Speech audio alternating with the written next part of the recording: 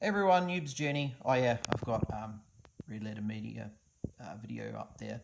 I've been doing some painting. I thought I'd give you an update on what I've been working on. So I've painted up these guys, the Africa Core. I've just sprayed them.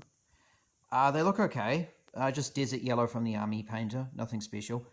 Yeah, and I've done them in a variety of different ways. So some of them I've given pith helmets, and some predominantly, most I gave the field caps and Stellan helms.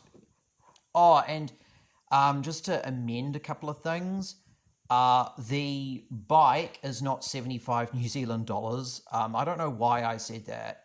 That bike is $26, which is pretty reasonable. It's not the biggest thing in the world. Perry do a Kettering, so I don't know. Maybe look around. I mean, I think that kit's pretty reasonable. After building it, I will say this: those Rubicon figures, particularly those ones in that kit, seem to have very, very soft edges, and they're not very well defined. But like, if you look at this, I mean, my camera won't focus, but as I showed before, the Perry figures are really nice. And the cool thing about this kit as well is you can choose the headgear that they wear. So you could do all cork hats, all field caps, or all steel helmets, and mix it up. So you could do like a mixture of like early war to mid war, or all mid war, or early war. And I think that's really cool. And you can kind of do that with the bolt action kit, but you're kind of hamstrung in the fact that almost all the uniforms, basically, the bolt action kit doesn't have, if I can find them, yeah, it doesn't have any figures with the boots. All their boots, I can't get my camera to, oh, there we go. Yeah, if you can see it there. They don't have any of those long boots. All their guys have got their boots tucked in, so that's kind of it's kind of disappointing. The other thing, another amendment that I need to make is I said that there was a camera operator. I was like, no, this isn't a camera. Obviously, this is the radio for a radio for like a spotter, I think it is. I don't know what you can do with that figure, but I bet there are some people out there that would definitely know what to do with that figure. So yeah, I think it's completely up to you what you want to do.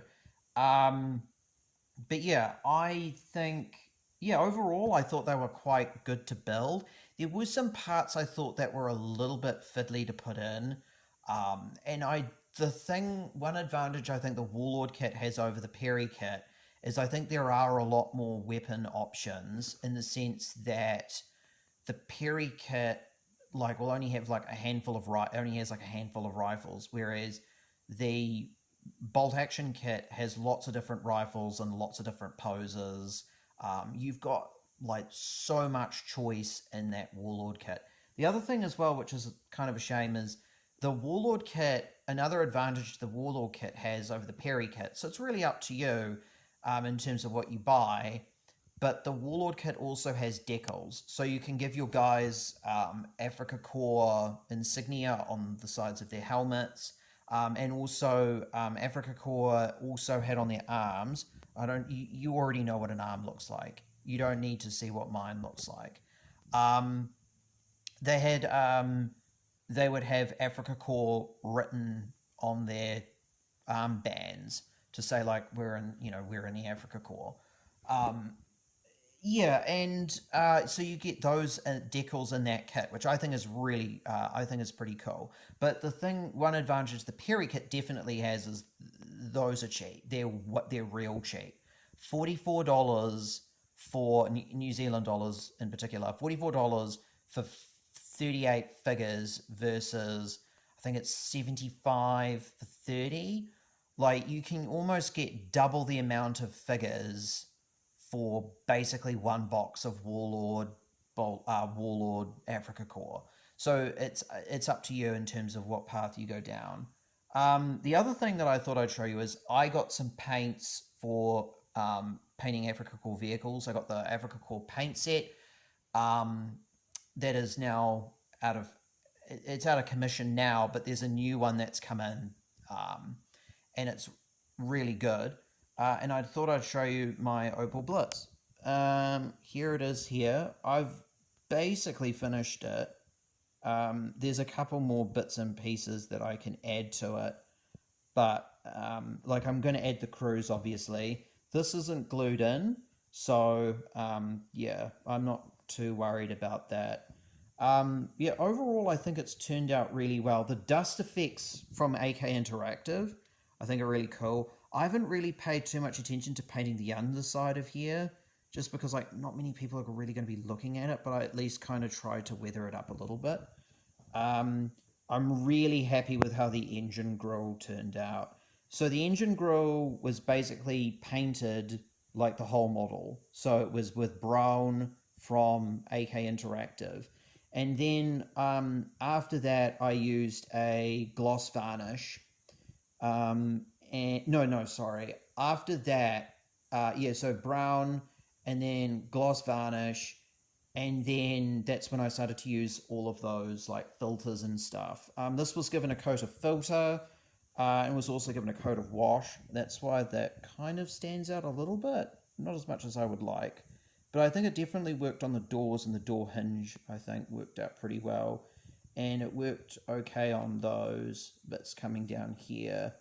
And then I put in some streaking grime, and it went into the cracks in there really well. It was coming down originally from up here, and then it slid into here, and it looks really cool. Like there's like wood, that there's like grime that's been stuck into the wood, and I think it looks really cool. The engine one I really like. I think that was pretty cool.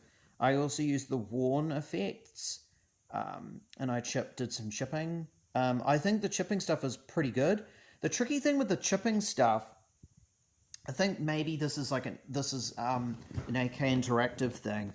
AK Interactive paints are really good you can paint them on, no problem at all.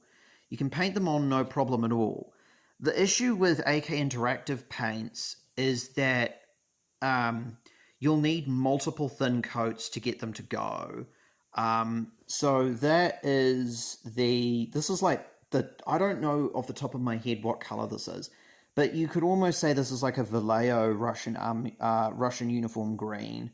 This is the AK Interactive like late war, not late war, the end game tiger color that they were painted in Tunisia, and I just used that as I used that on the canopy, and I think it looked pretty good. Like that went on in maybe 2 coats. The Brun, that went on in like 4 or 5. That took a lot to get going. It really did. It took a lot to get going. But like overall, once you start painting it on, it goes really well. You have to paint it, let it dry, do another coat, paint it, let it dry, do another coat. Like you've got to do quite a few coats. This was sprayed in Mechanica's Standard Grey because I knew that I was going to do some chipping on it. So hence why I did that. And then I finished it off with an AK Interactive matte varnish.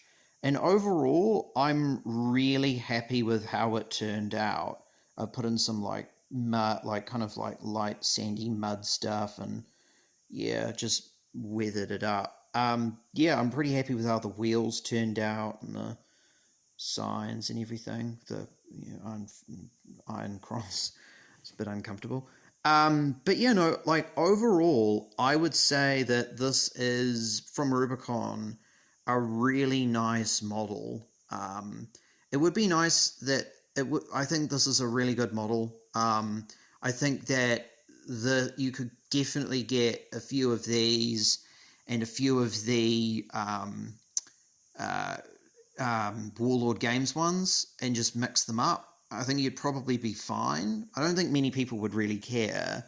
You can just, yeah, it would be really, I'll tell you what also would be really cool if you could get because I know that Warlord do like boxes of tanks. If you could get like a box of 3 of these, like a box of three Opel Blitz, I reckon that would be pretty cool. Or you could get like a box of Hanamags, like a box of early Hanamags. That would be pretty sick too. But yeah, no. Overall, I really like this model. I would recommend you go get it. I would definitely recommend the AK Interactive paints. I think they're really nice. It doesn't take much to like make kind of like a wargaming standard like kind of paint scheme, like turn it into something that, you know, I think that looks really nice. And kind of I'm not saying I'm not the greatest painter, but I definitely think that, you know, like in terms of tabletop standards, I think this is pretty nice. And I think if you are to go down that path and follow this or whatever, I think a lot of people would be blown away by like how you can easily do this. Like I just watched a couple of YouTube videos. This by no means is perfect, but I mean I think you know, give it a go, and I reckon you'll probably turn out something special. Because I'm really happy with how this turned out. I like a good dirty beaten up hunk of crap, and I think this looks pretty good. So yeah, happy painting, happy playing, and I hope to talk to you guys soon. Cheers, bye.